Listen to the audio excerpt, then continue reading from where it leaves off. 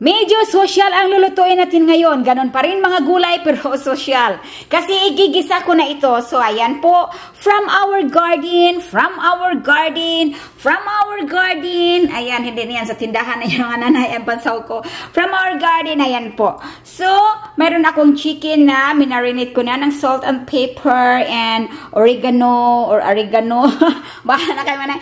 At saka meron tayong isda na fillet. So, medyo social mga nanay nang dahil ito ay igisa natin. Diba? Dati, lauoy. Ngayon hindi na. Igisa muna natin ng konti. Kunting-kunti lang mantika. Alright. So, lagyan natin ng olive oil ang ating kawali.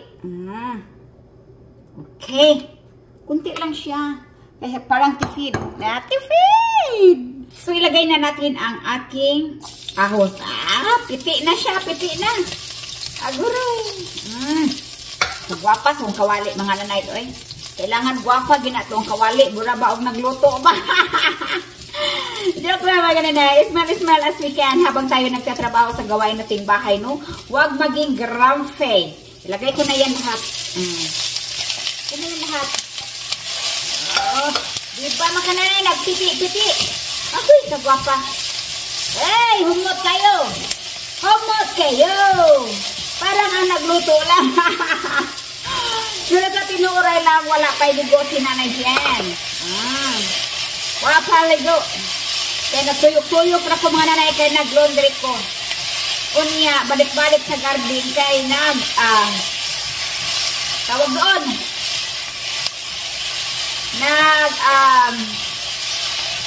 Nagdilig.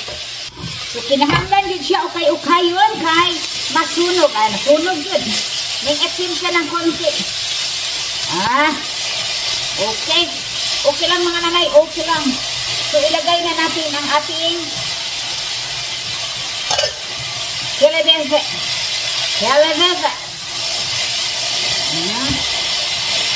Arang sa guwapa. Kaya ilagay na po na ito ato ang sitaw. Aguroy. Aguroy mga nanay. Yun lang ang masabi ko. Aguroy. Sosyal yan ha. Sosyal. Takpan natin. Takpan. So, ilagay na natin ang ating okra at talong. No? Mga sangkap mga nanay na nakukuha lang sa ating paligid pag tayo'y magsikap, magtiyaga at ano ba yun? Ano ba? Magsikap at magtiyaga, magtanim. Ayan po ang ibig kong sabihin. Yes! So, during the pita ay ating lalagyan ng tawag doon, asin. Asin ang buhay ko. At lagyan ko na rin ng, ano ba ito? Parsley. Parsley ng buhay ko. Ayan. Ang pinakahuli natin ilagay ay alugbati. Masarap ito mga nanay kung pork ang halo natin na medyo may taba. Pero ayaw kong mga kamami na may sa ngayon, sa ngayon ha. Ayan. Takpan muna natin. So dito naman nagluto ako ng paborito ni Daddy Tim na galing din sa ating garden, okra, at saka tomato, kamatis, no? Masarap talaga siya mga nanay. Walang nilagay yan talaga, okra lang at saka nilagyan ko ng kunting asin at saka delicious. Manamis-namis. At dito na natin ilagay ang ating dahon. Ay, very healthy ito. Very healthy. As in. O diba? Takpan na lang muna natin. Sige. Birada. Birada mga inahan. Ala mga nanay. Aguroy mga nanay. Makaaguroy talaga tayo nito. Very delicious. Aguroy. Ang bango. Amoy ano? Ang bango amoy. Alugbati. Agoy. Gisadong alugbati. Ang kanula nito ay peritong isda.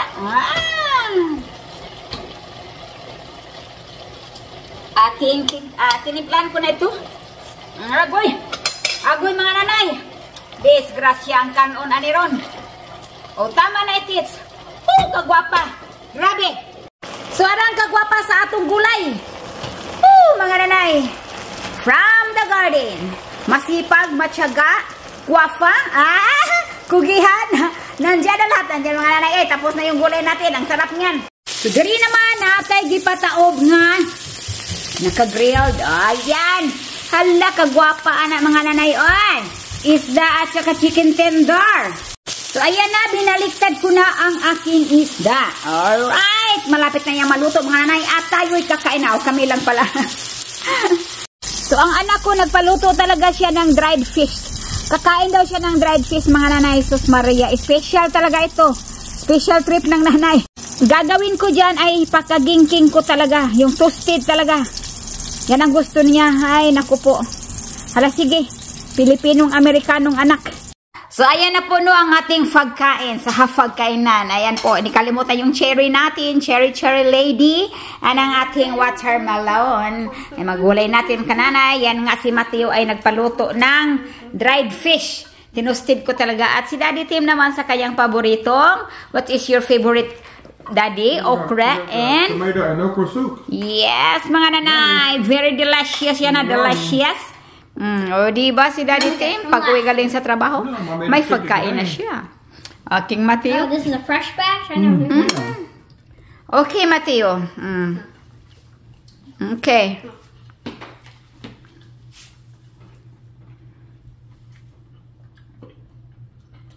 Maswerte ang mga Amerikano na makapag-asawa ng katulad sa atin na nagluluto talaga.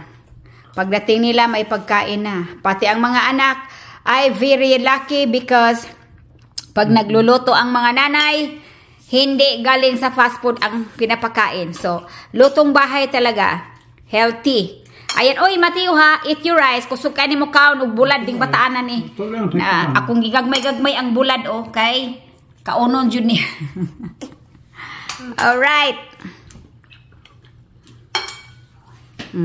Paborito yan ni Daddy Tim, kamatis at saka okra. Masarap yan, manamis-namis. Oh, dagko kayo kungit ang ako ang bana kay lamian man siya na. So ayan, mga una tayo sa ato ang gulay. Gulay na to. Brown rice? Gulay. Brown and vegetable soup. Oh, Hindi ka itong gulay mga nanay. Very healthy. Delicious. Take that one and put it in my lunch. Okay. Okay.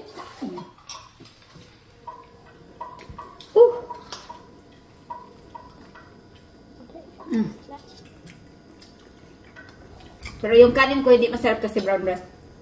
It's gonna rain today. I think so. So may gulay. I like thunder. Tanda yan. Thunder? Yeah, tanda. Tanda. It's your rice, Mateo. And your fish. And your chicken.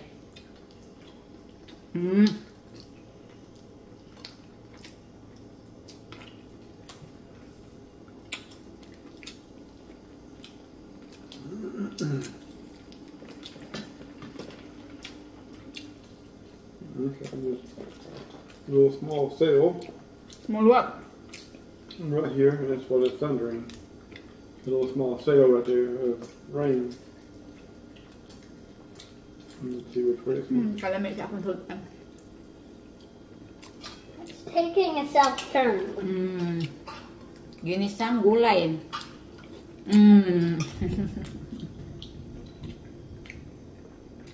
It's coming our way, right? We'll We try love to it. see. We need some more fish. I'm feeling having more fish. One more fish? Yeah, probably need some. Thank you. You're welcome. It's not moving this way. And more beans, well? No, it's not moving this way. It's windy outside. It's cloudy already. Yeah. What's that sound?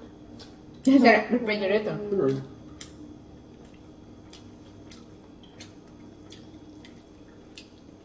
Like a Mhm. long noise.